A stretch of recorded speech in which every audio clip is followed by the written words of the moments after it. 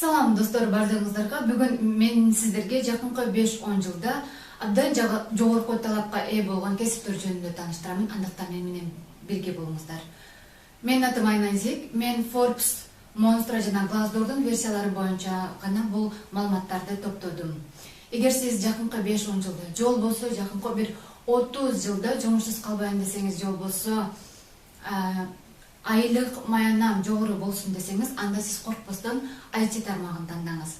IT дагы бир океан сыяктуу чоң бир өзүнчө бир билим десем дагы болот. Мына ошол океандын ичинен бир тармакты тандашыңыз керек. Ошол IT-нин бир тармагы болот. Ар кандай тармактары бар, өзүңүзгө жаккан, өзүңүздү кызыктыра алган тармакты тандайсыз дагы. Дүйнөнүн кайсы бурчуна барбаңыз, айтишниктер абдан керек болот, абдан жогорку талапка ээ болот. Жакынкы жылдарда мындан дагы талаптар жогору болгондуктан коркпостон бул тармакты тандай берсеңиз болот. Экинчиси бул медицина тармагы. Медицина өзүңүздөр байкасаңыздар күндөн күнгө өсүп баратат. Бул жөнүндө айтуунун кажети дагы жок болсо керек. Эгер сиз медицинага кызыксаңыз, анда ушул тармакты бышыктап окуп, бир бышык медицина кызматкери болушуңуз керек болот. Жана дүйнөнүн кайсы бурчуна барбаңыз, бул дагы абдан жогорку талапка ээ болгон кесиптердин бири болуп саналат. Ал эми экинчиси, өзүңүздөр байкасаңыздар, жолдо баратсаңыздар, мисалы үчүн фастфудтарды көрүп каласыздар. Андан кийин ошол фастфудтардан эле тамактанып калышты көбүнчө мына ушул шаарларда адамдар. Андан туура тамактанууга адамдар да жогорку талап коюшат. Жана повар, шеф-поварлар, мындай айтканда, кыргызча айтканда ашпозчулар жогорку талапка ээ болот. Ошондуктан эгер сиз тамак бышырууга кызыксаңыз, анда бул тармактагы жакынкы 5-10 жылда жогорку талапка ээ болгон кесиптердин бири болуп саналат. Анда ушул тармакты бышыктап окусаңыз болот. Кийинкиси бул контент түзүүчүлөр.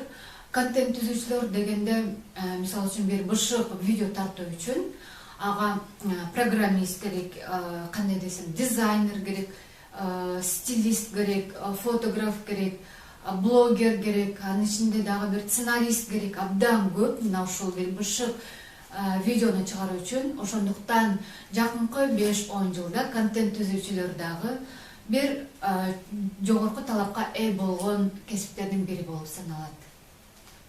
Ал эми кийинкиси бул мугалимдер үчүн жакшы жаңылык.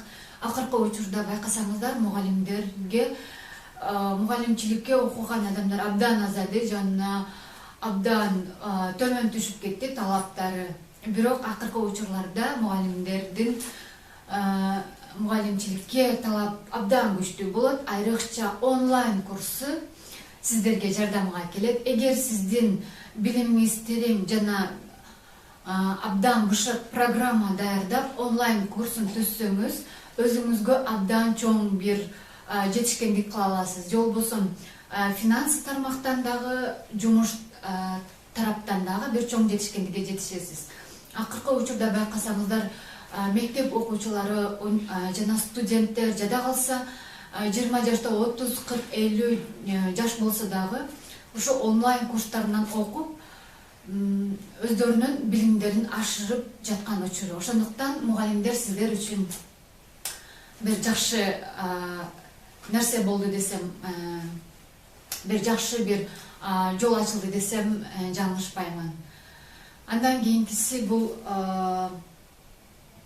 бардыгын айтып өттүм окшойт. Мен даярдаган нерселер боюнча эң негизгиси кайсы тармакты тандабаңыз, кайсы кесипти тандабаңыз, өзүңүздүн жашооңузга же болбосо өзүңүздүн кызыгууңузга туура келген жана өзүңүздүн негизгиси көңүлүңүзгө отурган кесипти гана тандашыңыз керек. Ошондо гана бир жакшы нерсеге жетише аласыз. Бул биринчиси болсо, кээ бирлери көп эле учурда 20 болобу, 30 жаш болобу, кесип алмаштыруунун эч качан эрте кечи болбойт. Эгерде сиз мүмкүн 40 жаштасыз, 50 жаштасыз, мүмкүн 60 дейин, эгер өзүңүздүн кесибиңиз өзүңүзгө жакпаса, алмаштырганга эмнеге болбосун да. Ошон үчүн өзүңүзгө жаккан кесипти окуңуз. Качан гана адам карыйт, бул билим албай калганда гана адам карып баштайт. Өзүнүн үстүндө иштебей калганда гана адам карып баштайт. Ошон үчүн ар дайым окуңуздар демекчимин. Кийинки видеолордо көрүшкөнчө сак саламатта калыңыздар. Ал эми менин каналыма жазылып, лайк басып, ал эми мен кайсы тармактарды унутуп кеттим, ошол жөнүндө комментарийге таштап коюңуздар. Өзүңүздөрдүн ой пикириңиздерди. Көрүшкөнчө.